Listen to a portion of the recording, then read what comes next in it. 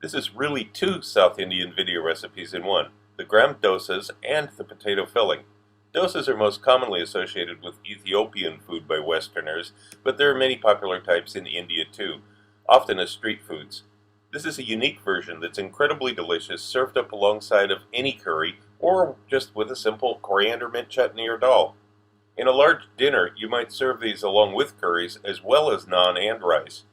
The way that the Aloo Masala is made here, with careful attention given to cook it slowly, is something you almost never see in recipes, and it makes all the difference.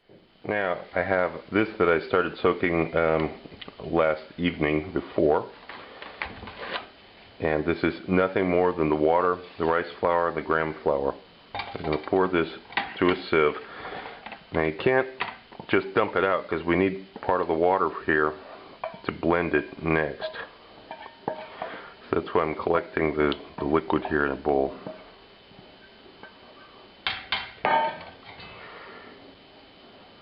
This will get transferred to a blender, the solids there, and some of the liquid, as you'll see. Now you want to use a regular blender for this. Scrape out the sieve. Don't try to pass it through the sieve. That would be very difficult and a complete waste of time because this is already finely ground. It was finely ground to begin with.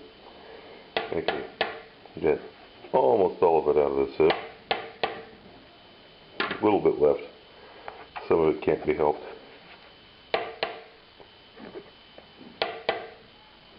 And then here's the measured amount of the liquid from it. I'm going to take this spin in a second here. There we have it. I'm going to add about half a teaspoon of salt. And you want to not just puree this, it's already a fine powder, you want to aerate it really.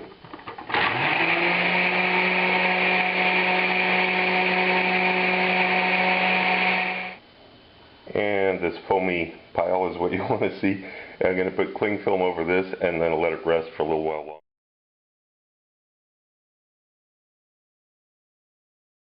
We get the other ingredients together. I got about 300 grams of potato, 175 grams of onion, 1¼ teaspoons of coriander seeds, about half a teaspoon of fenugreek, 1¼ teaspoons of coarse salt, about quarter to half a teaspoon of cumin seeds, about a teaspoon of either curry powder or better, sambar masala, by MDH. If you can get that, that's much better.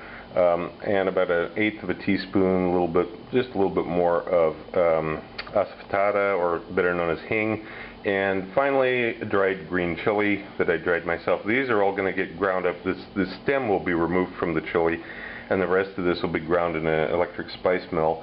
And then we're going to begin cooking the onion in the butter and oil, as you'll see. I have all of the spices loaded into the electric spice mill, except for green chili.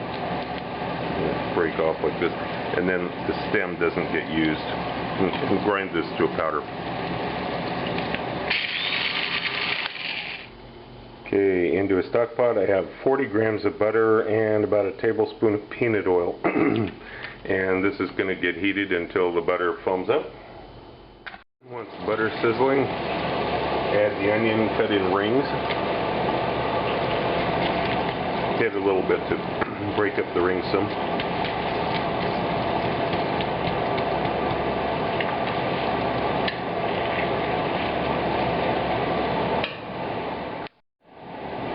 Now, after about 10 minutes, the onions will start to pick up a little bit of color. This is all on a medium heat, by the way. It's about 5 or 6 out of 10.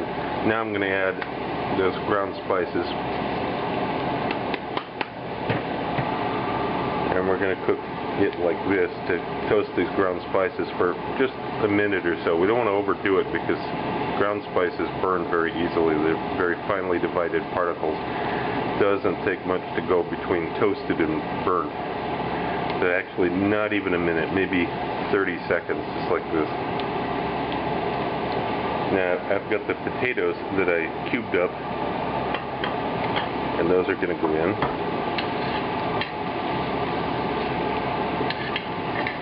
At this point I'm going to lower the heat down from 5 down to about 3. It's going to cook a long time. We want those potatoes to get nice and soft in there. We don't want to burn any of the spices. We want the potatoes to exude some moisture. Keep everything from burning. Keep anything from burning, I should say. Scrape the bottom. Make sure there's nothing sticking and burning. And we're going to start alternating a lid on it. I'm going to put a lid on it for about a minute, minute and a half, and then I'll take it off, stir it around again, replace the lid. I've already done this a couple times now. You just want to, every minute or two, you want to take the lid off and use the liquid that's come off of this to deglaze the bottom so that nothing is sticking and burning. It's almost a form of braising of the potatoes because there's a very concentrated vapors in here that they're cooking under. Here we are on another one. Now you can see this is deglazing the bottom pretty well now. After a few passes here, it gets better and better. Eventually you pick up all of the fond off of the bottom, but it takes a few times.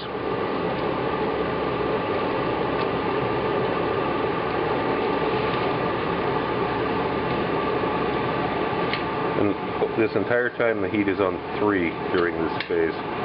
Okay, let it build up some more moisture here. Okay, after this has been done, but I don't know, half a dozen times, you'll see there's virtually no fond left on the bottom, just tiny little specks. That's okay. Now, heat's still on 3. I'm going to add that little sprinkle of dark brown sugar. The secret that everybody seems to know.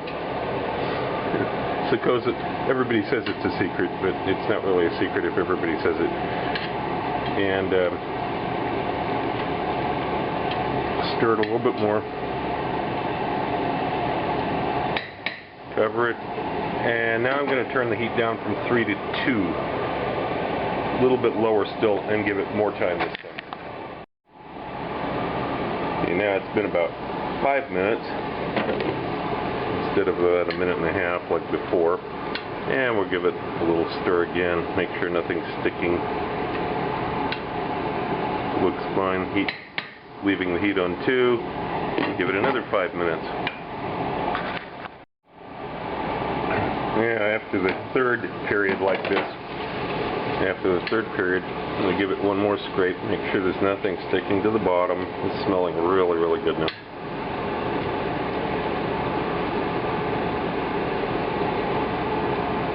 And now I'm going to turn the heat down to the lowest setting, just a little bit under 1, in fact.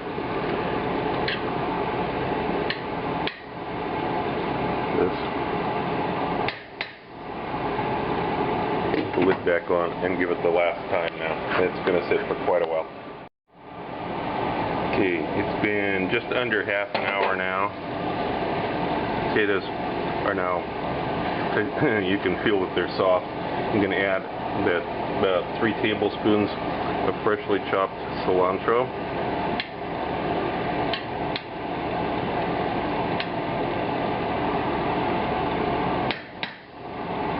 And put the lid back on for another couple minutes. Now at this point the potatoes should be kind of easily crushable, a little bit crumbly, but still soft and squishy.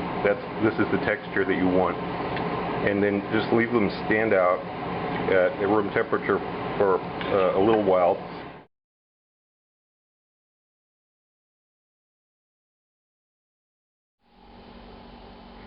Now we're ready to begin. We'll give this one more little whisk here. Make sure nothing's settled too much. The pan's hot.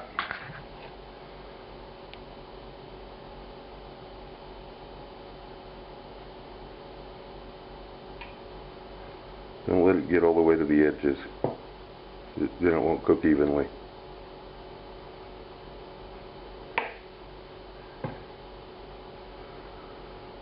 And it needs to be fairly thick, like this.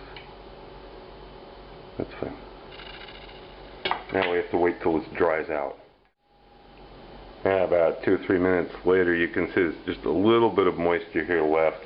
You're going to let it cook until there's absolutely no moisture at all visible, which will be a grand total of about 3 minutes from when you put the batter in, if you've got the heat setting right. Okay, in about 3 minutes, I'm going to lightly, very lightly, feather touch here, put butter over the top. You can use oil or ghee if you prefer. You want to make this vegan, you can use oil, I guess, but I like butter. It's a better flavor. Okay, now that this is on, we're going to let it cook for about another minute. Flip it over carefully, being sure you don't tear it, and then wait a minute before you put the topping on. Don't put too much filling.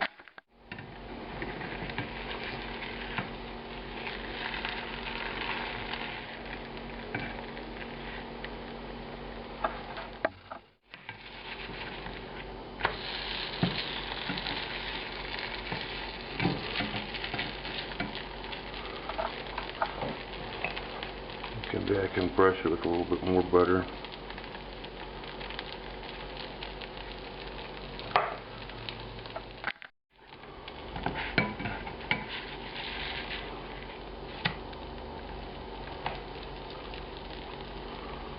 Put it on the other side.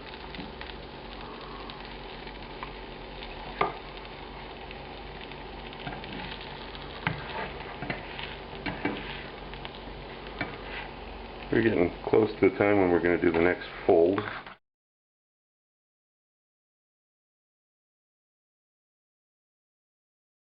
Okay. Now we'll get some good dark color on this side. I'm going to first put a little indentation here. A little bit more.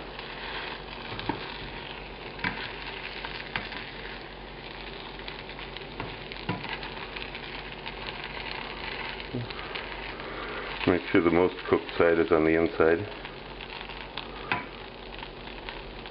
Okay, there's a dark fleck off of there. Okay, a little bit more butter on this side. And that's pretty much what you do. You just keep it on a medium flame.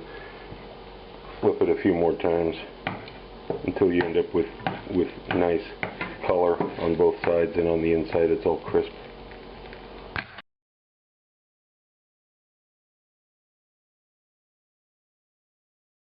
I'm pleased to announce a new, completely different type of cookbook.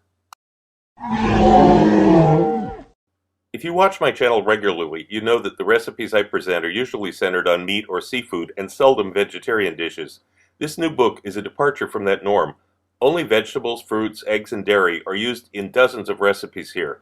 The key here is that these recipes don't taste like typical vegetarian food. This isn't a bunch of salads and bean sprouts wrapped in pita bread. These are completely satisfying, hearty dishes that use the science of food chemistry to produce meat-like aromas and flavors. But don't worry, there's no weird chemicals involved, just ordinary foods and spices that you can get in any grocery store. This really is an entirely new approach. These are flavorful, filling meals produced by a distinctive cooking method and unexpected combinations of ingredients. Once you see how it's done and understand the method, you can apply these preparations to some of your own recipes and transform them into vegetarian dishes too.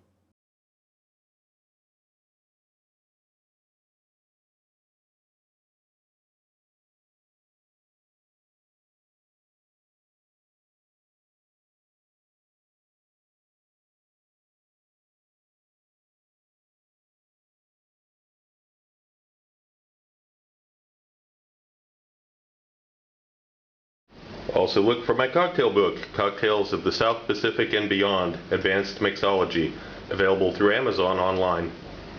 If you want to know more about my adventures as a chef around the world and have some great laughs along the way, be sure to check out the video tour of my book, 40 Years in One Night. It's up on YouTube right now. Click the link.